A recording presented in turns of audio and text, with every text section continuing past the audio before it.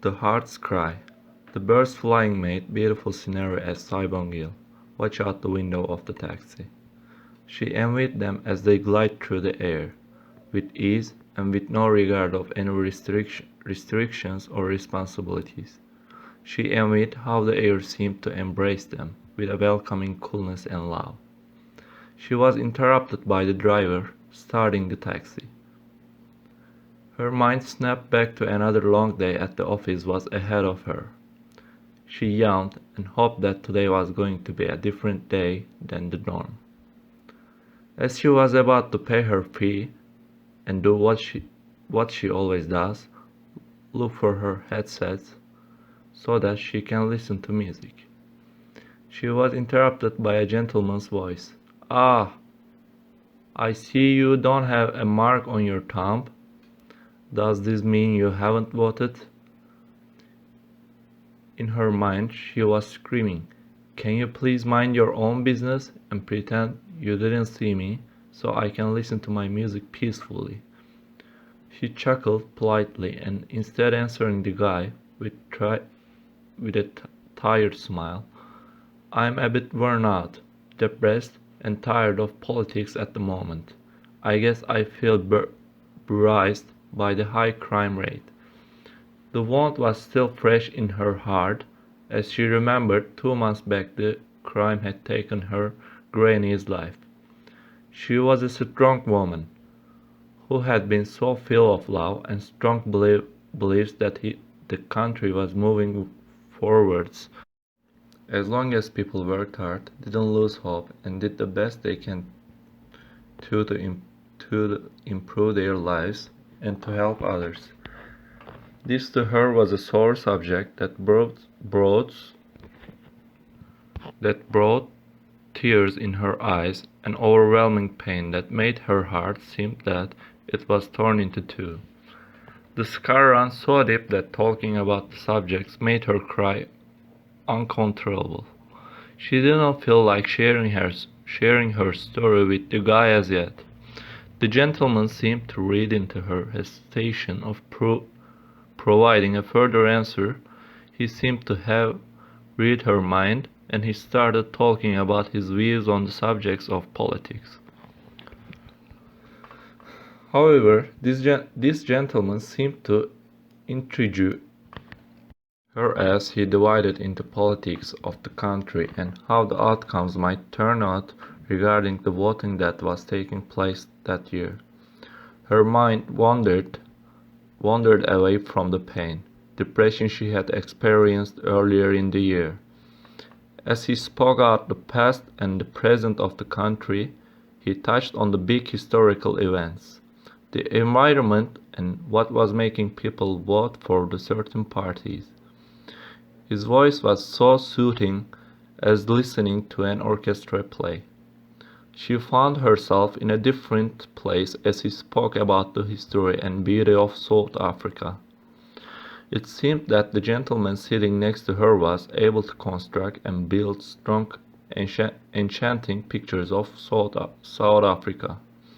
He was able to, with his words, to make her believe that the everyday struggles faced by individuals and all were part of a bigger map and plan of progress. He saw heroism and bravery in the daily lives that were faced South Africans. She listens intensively as if she was in a history class and she didn't want to miss a word he was saying. She seemed to be well informed and quite eloquent in expressing his views. In the subject after that he moved to all tourist attraction and great historical places that were available to South African market. Her mouth was wide open. Her mouth was wide open as he talked about the places that were captivating that were in South Africa. She was a little bit embarrassed that she didn't know most of the places. In the past years, she had focused on paying for her education through tertiary and tried to make ends meet with her salary, which covered her basic needs. She made a point in her mind that she must save up and at least see one of these places he had mentioned. Before long, she was interrupted by a lady getting off the taxi, and she realized that she had run out of time with this gentleman, because this was her stop too. She looked him in the eyes and smiled, as she said she has to go because this was her stop. He smiled back and wished her a happy day. She got off the taxi and hurried to work as she was running late. However, she couldn't seem to quite get rid of the gentleman's image in her mind. He was tall and had a beautiful dark brown chocolate skin. His eyes were piercing as if they can see into one's soul. Yet they were full of kindness, warmth, and wisdom. He looked like he was in the early 30s. They fitted his handsome face so well. They seemed to tell a story of their own about the struggles he had encompassed. The whole day Sibongil tried to wonder what he was all about, and as time went, she got lost in her work again of salaries and administration work. When she got home to her cozy quiet place that she stayed in all by herself, she couldn't stop her mind drifting back to the stranger she had met that morning.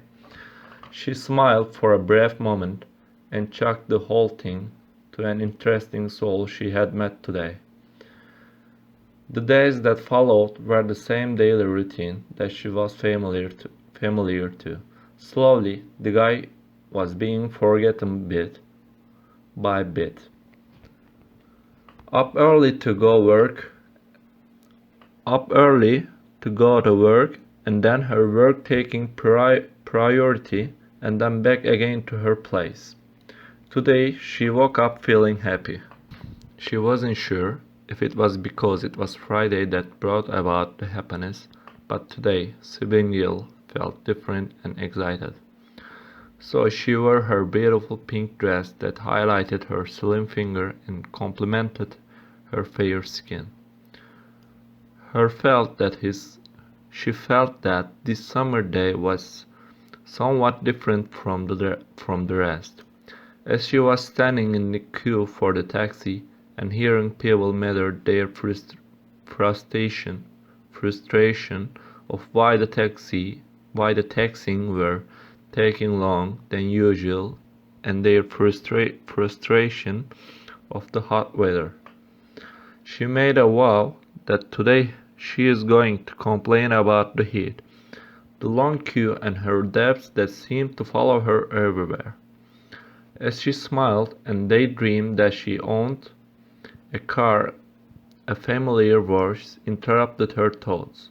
"Good morning," it came from the behind, and when she looked back, it was the same gentleman whose name she didn't get from the other day. He seemed to bring a positive aura.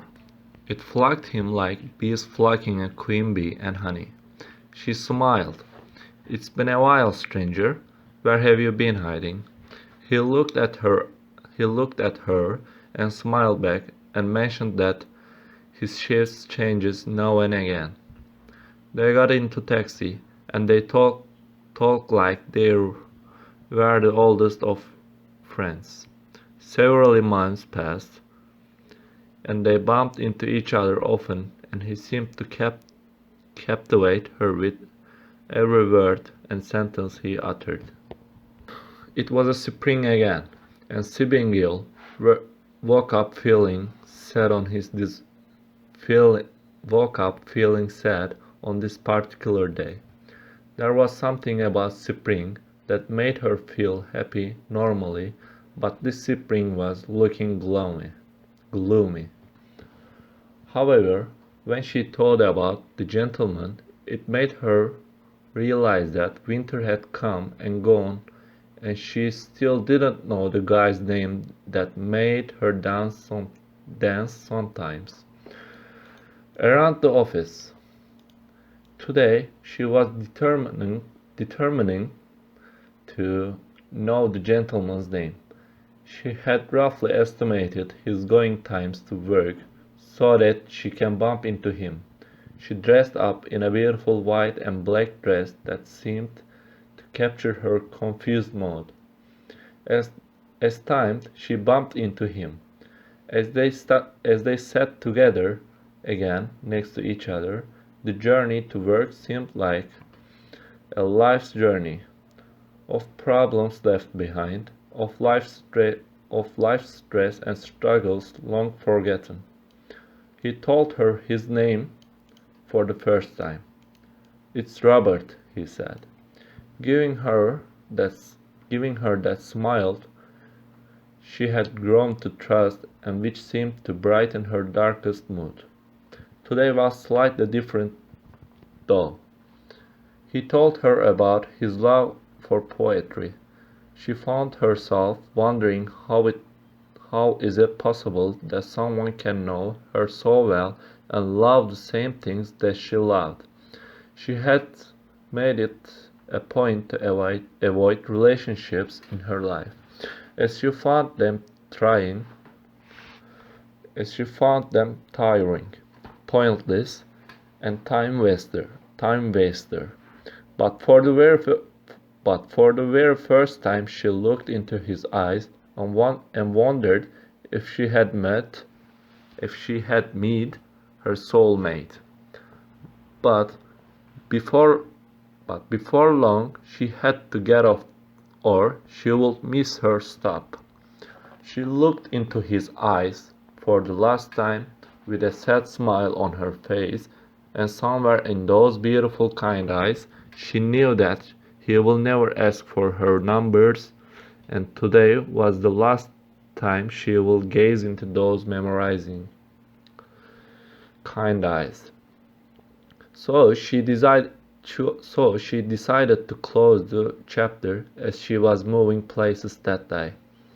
She had found a new accommodation closer to work. Her ride in the taxi with gentleman has come to an end. She wrote a poem in her diary to keep him close away. Oh, black brother, has life's toll made you fearful of the unknown?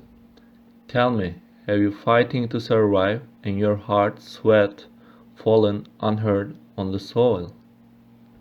Has life's struggles robbed you of your happiness and trust? Tell me, has the world shattered your dreams to the beauty in front? Oh, black brother, has the night brought about terror of the unknown? Have you been robbed of your dreams? Tell me, have life challenges turned your dreams to dust? Have your eyes turned to rust?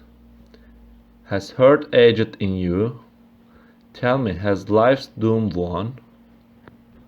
Has loneliness become your fort? Can you not hear a heart's cry from afar? Oh, strong black brother, what has happened? What changed? Your trust has been ripped from you. Speak to me. What destroyed that free heart? Has hope flickered dead in your soul? Tell me, has violence turned your heart to stone? Has your heart hardened? Has your heart hardened to the love in front? She looked long and hard at the last line of the poem. Sibingil was suddenly startled by the Yohela's voice as she happily chirped, "Sibingil, there's a Robert looking for you with flowers in his hands." The end.